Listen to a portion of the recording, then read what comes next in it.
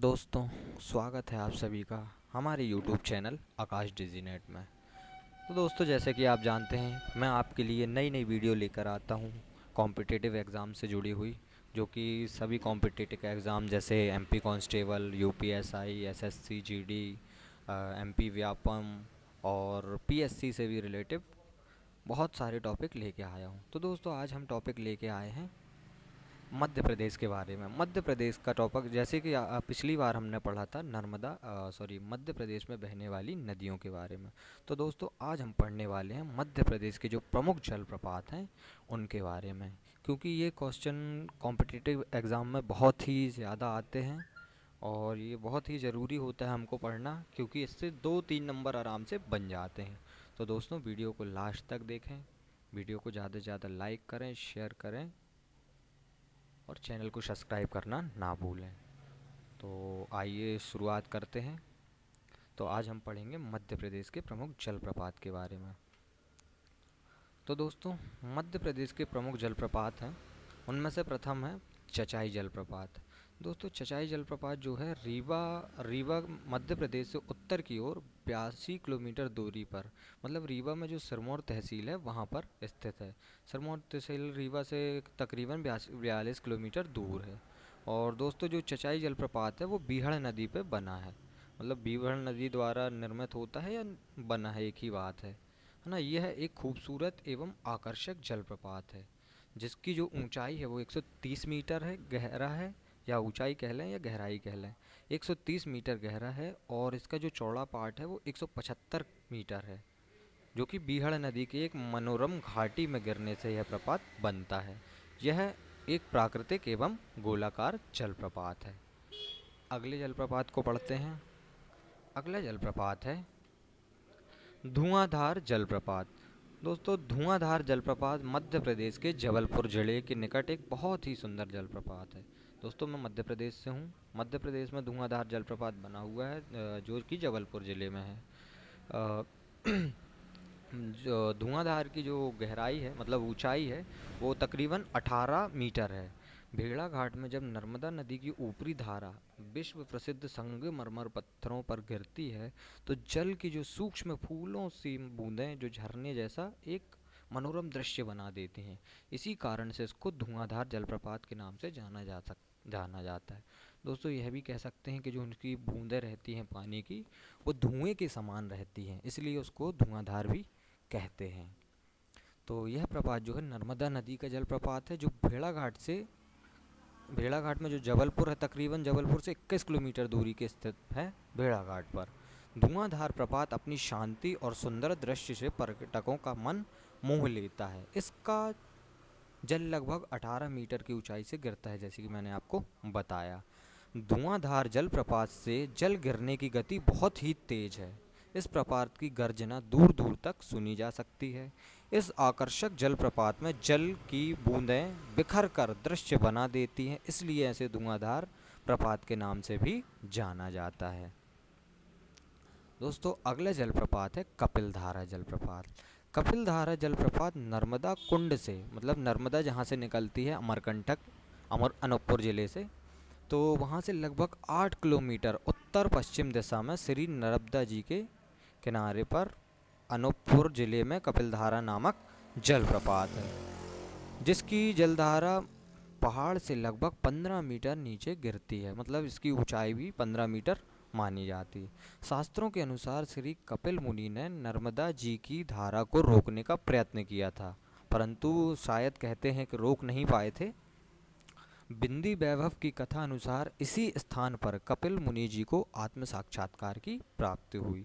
यह अमरकंटक में है और यह नर्मदा नदी पर बना है। अगला जलप्रपात है दोस्तों दुग्धधारा जलप्रपात। जैसा कि नाम से ही लगता है, दुग्धधारा यानी कि दूध सी बहती धारा। दुग्धधारा जलप्रपात नर्मदा नदी के उद्गम स्थलों में से एक है। लगभग 100 किलोमीटर दूरी पर पश्चिम दिशा की ओर अनूपपुर ज़िले में स्थित है। मतलब ये भी धारा जो है नर्मदा नदी पर है, और जैसा कि मैंने आपको बताया कि नर्मदा का उद्गम स्थल जो है अमरकंटक है, जो अनूपपुर ज़िले में है। तो यह जो है अनूपपुर ज़िले से लगभग 100 मीटर की दूरी पर 100 मीटर की दूरी पर अनूपपुर जिले में स्थित है। दूध धारा नामक श्री नर्मदा जी का अद्वितीय जलप्रपात है। इसकी ऊंचाई 15 मीटर से कम है। यह घने वनों के मध्य अत्यंत मनोरम छटा प्रदर्शित करता है। पुराणों में ऐसा कहा गया है कि इस स्थान पर दुर्वासा नामक ऋषि थे जिन्होंने तपस्या की थी, इसलिए इसका नाम दुर्वासा धारा पड़ा। परंतु कालांतर में इसका अपभ्रंश रूप दूध धारा के रूप में प्रचलित हुआ। यह माना जाता है जलधारा जलप्रपात के बारे में कि नर्मदा जी युवा राज्य के किसी राजकुमार पर प्रसन्न होकर उन्हें दूध की धारा के रूप में दर्शन दिए थे, इसलिए इसका नाम दुग्धधारा पड़ा। दूसरी विपत्ति में ऐसा भी कहा गया है कि नर्मदा नदी का तेज प्रवाह पत्थरों की चट्टानों पर गिरकर 2 धाराओं में बहता है, इसलिए इसका नाम स्थानीय नाम दुधारा पड़ा और कालांतर में एक भैंस के रूप में दूध धारा के रूप में प्रचलित हो गया, इसलिए इसे दुग्धधारा भी कहते हैं। दोस्तों अगला जलप्रपात है अप्सरा जलप्रपात। अप्सरा जलप्रपात मध्य प्रदेश की सतपुड़ा पर्वत श्रेणियों में से प्रसिद्ध पर्यटन स्थल है। यह पचमढ़ी में स्थित पांडव की गुफा के पास ही अप्सरा बिहारिया प्रीताल के लिए मार्ग जाता है। यहाँ पैदल चलकर ही पहुँचा जा सकता है। यह एक तालाब से बना हुआ है जो कि 30 फीट ऊंचा है। अधिक गहराई न होने की वजह से यह तालाब तैराकी और गोताखोरों के लिए बिल्कुल उपयुक्त है। इस तालाब को पचमढ़ी का सबसे सुंदर तालाब माना जाता है। दोस्तों अगला जलप्रपात है पुरवा जलप्रपात। पुरवा झरना भी के नाम से भी है और जलप्रपात के नाम से है। तो पुरवा झरना जो है 70 मीटर ऊंचा है और मध्य प्रदेश के रीवा क्षेत्र में स्थित है। यह एक प्रसिद्ध झरना है और पूरे जिले में सबसे अच्छे पर्यटन स्थलों में से एक है। यह सारा चित्र प्राकृतिक सौंदर्य से भरपूर होने के कारण साल भर पर्यटक और स्थानीय लोग यहाँ आते रहते हैं।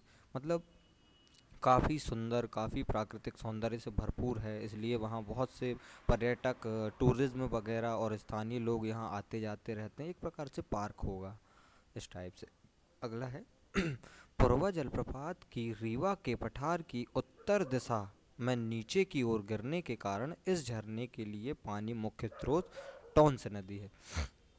मतलब दोस्तों ये पुरवा जलप्रपात जो है टॉन्स नदी पर बना है। अगला है भालकुंड जलप्रपात। भालकुंड जलप्रपात मध्य प्रदेश के सागर जिले के राहतगढ़ में बीना नदी पर स्थित है। मतलब जो मध्य प्रदेश में सागर जिला है उसमें एक राहतगढ़, सागर तहसील में राहतगढ़ जिला है जो कि बीना नदी पर स्थित है। भालकुंड जलप्रपात की ऊंचाई 38 मीटर है। यह पर्यटकों के लिए आकर्षक का मुख्य केंद्र है। दोस्तों मैं भी गया हूँ भालकुंड जलप्रपात घूमने, आप भी जाइए। बहुत ही शानदार, बहुत ही सुंदर जलप्रपात है, इसको ज़रूर घूमें, देखें। अपने मध्य प्रदेश का मनोरम दृश्य देखना बहुत ही आवश्यक है। अगला है पांडव जलप्रपात। पांडव जलप्रपात पन्ना शहर से लगभग 12 किलोमीटर की दूरी पर स्थित है और राष्ट्रीय पार्क के बहुत ही नज़दीक स्थित है। मतलब जो नेशनल पार्क है वहाँ पन्ना शहर में, पन्ना बोले तो नेशनल कान्हा किसली तो मंडला में है, सॉरी, पन्ना में एक राष्ट्रीय पार्क है, उसी के आसपास यह जलप्रपात स्थित है, जिसकी राष्ट्रीय राजमार्ग से इस स्तर पर पहुंचना काफ़ी आसान है। यह जलप्रपात झरना की एक स्थानीय स्प्रिंग से उत्पन्न होता है। मतलब वहाँ जो एक झरना है उसकी स्थानीय स्प्रिंग पानी के उछलने से बना है और पन्ना के पर्यटन स्थल भी हैं।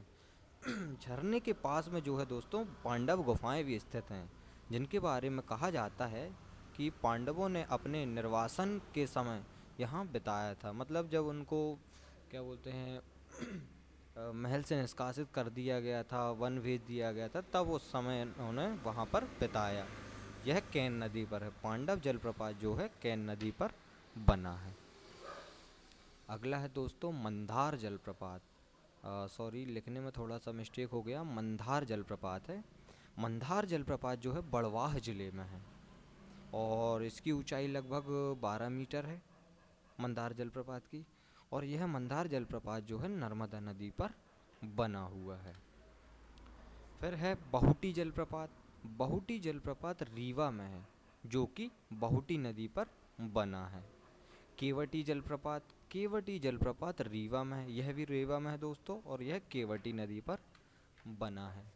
फिर है पाताल पानी जलप्रपात।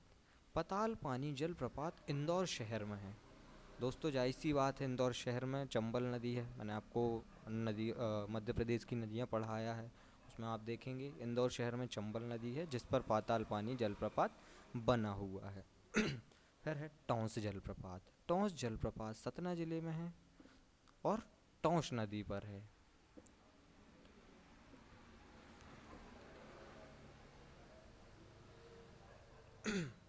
शंकर भौं जलप्रपात सिवनी जिले में है दोस्तों। यह भी एक प्रकार का जलप्रपात है जो कि बहुत ही छोटा है, इसलिए इसको याद करना उचित नहीं, मतलब आवश्यक नहीं है, लेकिन फिर भी याद रखें तो आपके लिए बहुत ही लाभदायक होगा।